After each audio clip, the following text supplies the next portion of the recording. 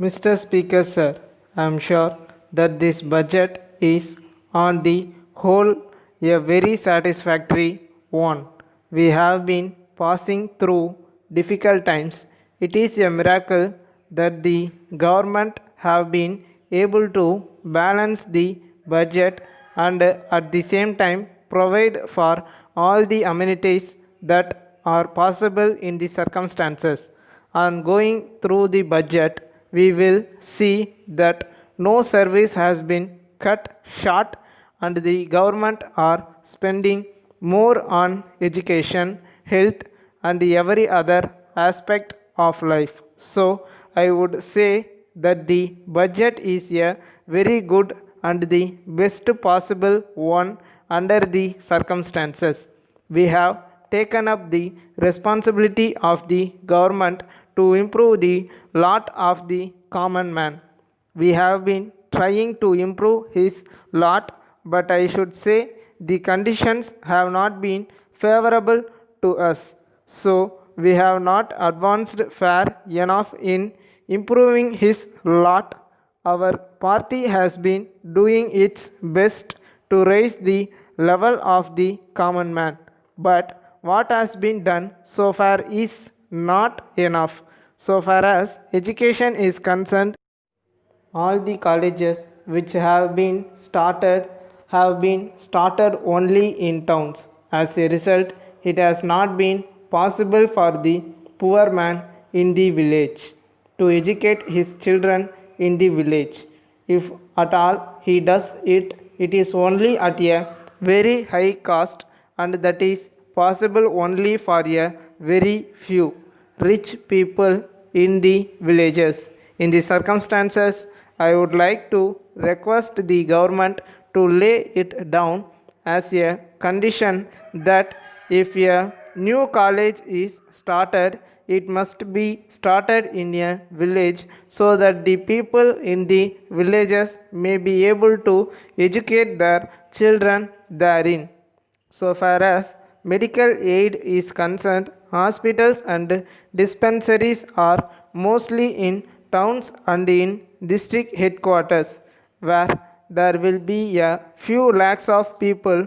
I would like the government to lay it down as a policy that for every 15,000 of population there must be a hospital, however small it may be.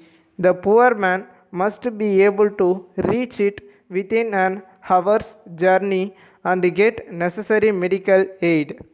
So far as famine is concerned, this year the government have been spending a lot of money, but I would like to say that it is not enough. In this connection, the first question that must be decided in giving famine relief is whether the money will be distributed throughout the area where the people are suffering. Laying a few roads here and there or the starting of a few tank repair works here and there will not help the poor man in the village. So I would suggest that works which will keep the poor coolies engaged in the villages themselves should be started. In this connection, I would suggest that village roads may be taken up first for execution. If that is done, the people in the villages will be kept in the village in forming the roads. I say this because at present there are no good roads connecting the villages. It is only a very few villages that have been connected by good roads. So if this is done, the coolies will be able to get work for at least 2 months. Of course, we are not expecting famine to continue, but I am sure that the government will be prepared to spend more. So I would suggest that road works may be taken up first. I would request the government to have a program of work at the outset. Letter from Dharma and Company, Kolkata, to the General Stores, Patna. Dear sirs, we are dealing in milk products. We feel that there is an excellent market in Bihar for our milk products, and we understand that you are a reputed firm there. We will be glad to know whether you are prepared to represent our firm. There are sole agents, as there is great demand for our products in other markets.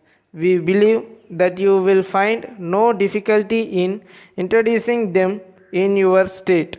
In this connection, we will back your efforts in selling our products by an advertising campaign, a copy of which is enclosed, and at the same time, we are prepared to consider your suggestions for improvement in this direction. We are further prepared to maintain at our cost a showroom under your supervision and control for the display of our products. We shall consider any other suggestion that you may be pleased to offer for promotion of our products. In case you accept the agency, we are willing to give you a commission of 15% on net sales. In addition, we undertake to reimburse all expenses that you may have to incur in connection with this representation. We hope and trust that this connection will prove mutually beneficial, and we will be glad to send you a formal agreement on hearing from you. We expect your yearly reply. Yours faithfully. For more dictation videos, like, share and subscribe to our channel TN Shorthand Dictation. Thank you for watching.